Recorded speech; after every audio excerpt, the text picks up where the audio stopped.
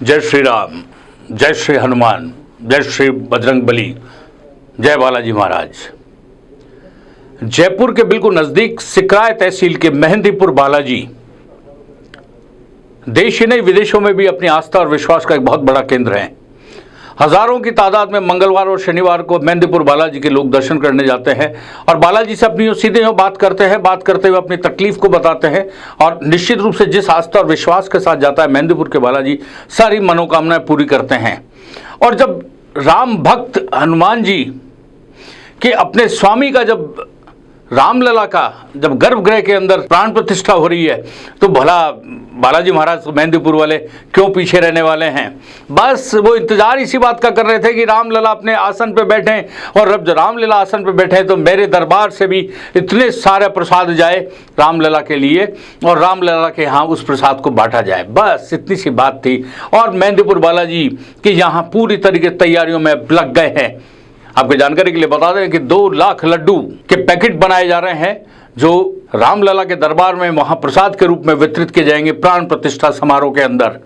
और ये कितनी खुशखबरी की बात है कि अब जयपुर से ही भगवान गणेश की प्रतिमा गई है, जयपुर से ही भगवान हनुमान की प्रतिमा गई है, और अब प्रसाद भी मेहंदीपुर के बालाजी के यहाँ से जा रहा है। और इसके लिए पूरे बाकायदा 2 लाख लड्डू बनाने के लिए 1 महीने तक पूरी तैयारी की जा रही है। और इसके लिए काफ़ी बड़ी संख्या के अंदर लोग जुट गए हैं। मेहंदीपुर बालाजी के अंदर जश्न का माहौल है। उनके स्वामी भगवान राम जानकी के साथ में वहाँ उस एक भव्य महल के अंदर आएंगे। गर्भगृह के अंदर तो भगवान रामलला स्वयं अकेले ही होंगे, लेकिन उनके भक्त और खास सेवक राम सेवक हनुमान जी महाराज, और राम जी ने तो खुद ने कही है ये बात साफ तौर पे कि राम तक पहुंचने का मार्ग वाय हनुमान है। हनुमान जी की भक्ति भी करते हैं तो राम स्वयं खुश होते हैं। और एक हनुमान जी महाराज सदा भगवान के चरणों के अंदर भी अपना पाकर स्थान खुश रहते हैं, बहुत सौभाग्यशाली मानते हैं और अपने स्वामी के लिए सब कुछ करने को तैयार हैं। आपने भी देखा होगा जिस तरीके से लंका पर जाने की बात आई, सिर्फ याद दिलाई हनुमान जी को अपनी शक्तियाँ, और हनुमान जी चले गए। माँ जानकी अशोक वाटिका में थी, मुद्रिका दी और मुद्रिका पहचान कराई कि भगवान राम का ही मैं दूत हूँ।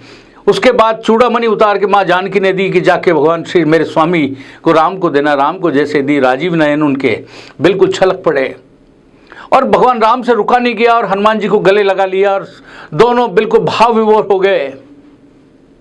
लेकिन हनुमान जी तो हनुमान जी हैं, वापस भगवान राम के चरणों के अंदर बैठ गए। उसी तरीके की प्रतिमा उनकी घुटनों के बल विराजे हुए हनुमान जी महाराज भी वहाँ मिलेंगे और मेहंदीपुर के बालाजी का प्रसाद भी मिलेगा।